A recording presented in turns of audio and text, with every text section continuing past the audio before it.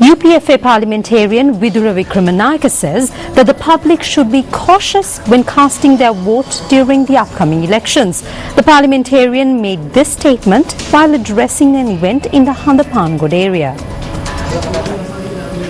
The event was held to mark the commencement of renovation activities on a number of roads in the Horana, Handapangod area.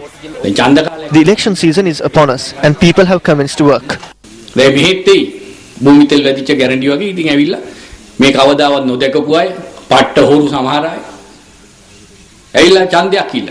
People who you have never seen before, people who could be thieves, come begging for our vote. We need to be vigilant about who we are appointing this time. When we need good people, they should have good thoughts. They should speak good words. What we gather in these villages and do today will have an impact on the future. අපි අද එකතු වෙලා මේ කරන දේ වඩාත් වළංගු වෙන්න හෙට දවසට. 2014 බස්නාහිර සහ දකුණු පළාත් සභා මැතිවරණයට තරඟ වදින අපේක්ෂකයින්ගේ The accepting of nominations for the upcoming Western and Southern Provincial Council elections concluded at noon today. Numerous candidates have submitted their nominations. But how many of these candidates have declared their assets and liabilities to the Elections Commissioner? Newsfirst made inquiries. Newsfirst අද ඒ පිළිබඳ විමසීමක් කළා. අපේක්ෂකයෝ ඉතින් වීදම් කරලා දන්නේ නැහැ ඉතින්. දුප්පත් කට්ටියගේ වඩගෝස්තරය ගැන හිතන්නේ නැහැ නේ කවුරුත්. ලක්ෂ ගණන් කෝටි ගණන් වීදම් කරලා ඒගොල්ලෝ ගියාට පස්සේ අපිට කරන්න සේවයක් නැහැ. මේගොල්ලන්ට කොහෙන්ද මේ සල්ලි? අයින්සේ මිනිස්සු කරපු දෙයක් මොකුත් නැහැ නේ අද වෙනකම්. As per Circular number 74 of 1988, all candidates must declare their assets and liabilities to the Elections Commissioner. This can be done in person or through the General Secretary of the respective political party. Deputy Elections Commissioner M.M. Mohammed says that the declaration process is common for political parties and independent groups. He added that this time around the Election Secretariat has made a special request to political parties and independent groups to attach assets and liability declarations to the nomination application.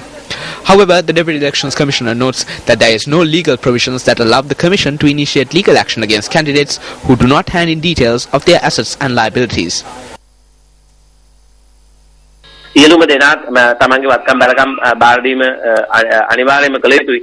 Everyone must hand in details of their assets and liabilities. Through this, you will be able to prove your honesty and what level of transparency you possess. As a monitoring organization, you need to reveal these details to the voters as well. Political parties need to ensure that they provide the guidance to ensure that candidates follow these legal requirements. Newsfirst also made inquiries from several key political parties regarding the submission of assets and liability declarations. Minister Nima Siripal de Silva, who is a member of the UPFA nomination board, states that all UPFA candidates have handed in details of their assets and liabilities. Chairman of the UNP and member of the nomination board, Kabir Hashim, stated that their candidates have also handed in declarations of their assets and liabilities. We filled out details of assets and liabilities of all our candidates and we handed them in when we handed in our nominations. We have obtained declarations of assets and liabilities of all candidates. We will be handing them over to the Elections Commissioner in the coming days. Meanwhile, the Elections Secretariat says that it has received 53 complaints related to the Western and Southern Provincial Council polls. The special unit to accept complaints relating to the elections set up at the Election Secretariat said that among the complaints were 6 incidents of misuse of state vehicles for election activities and 3 incidents of using state officials for propaganda activities. In addition, the complaints unit has received complaints of another 20 incidents over the transfer, promotion and appointment of state officials. The highest number of complaints, 13, were reported from the Colombo district. In addition, 3 complaints had been received from the Gaul and Mathura districts. 2 complaints were received from the Hambantota district. 3 complaints that are common to both provinces had also been made at the special unit at the Election Secretariat. 2 UPFA campaigners were killed in a road accident that occurred in Rothgama, Gaul this afternoon. 8 other campaigners were injured in the accident and have been hospitalized. An event to felicitate UPFA Gaul District candidate Aryavangsa Shammu had been organized at the Overkanda Junction in Rothgama after he handed in his nomination today. Eyewitnesses say that a lorry carrying another group of Shammu's campaigners had veered off the road and crashed into a group of campaigners who had arrived for the event. 2 campaigners travelling in the back of the lorry had been thrown out of the vehicle and were killed.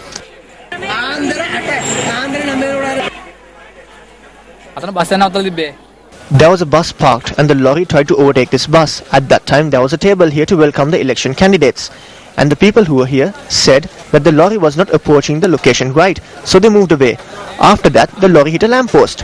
Thereafter, it crashed into a wall and everyone in the lorry were thrown out of the vehicle. The injured were rushed to the Karapitia Teaching Hospital. Director of the hospital, Dr. Shelton Pereira, said 2 of the campaigners were already dead when they were brought to the hospital. Of the 10 victims who were hospitalized, 3 have sustained critical injuries and are now receiving treatment at the intensive care unit. Of these 3 patients, one of them is in a very critical condition. The other 7 have sustained minor injuries and some of them have now been discharged following treatment.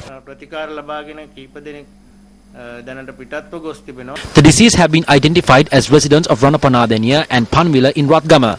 One of the deceased was 39-year-old Deneti Dahamsiri De Silva. The other was 32-year-old Kande Siriananda. Police media spokesperson SSP Ajit Rohana said that the police had impounded the lorry, adding that the driver had fled the scene.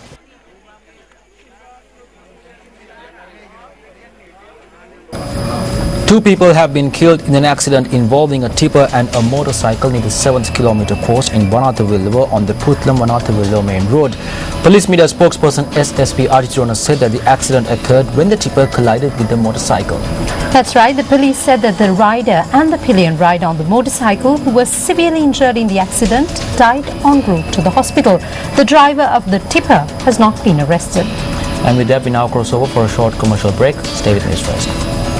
Newsfirst at 9. The committee report of the Buddhist Cultural Renaissance Committee was presented to President Mahinda Rajapaksa today. This report includes solutions to long-term issues faced in Sri Lanka. The report has been compiled by taking into consideration the views of the public.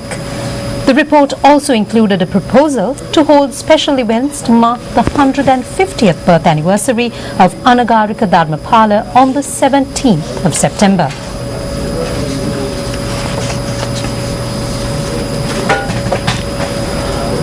Well, also making headlines this evening, the Indian government has decided to extend the country's limited visa on arrival scheme.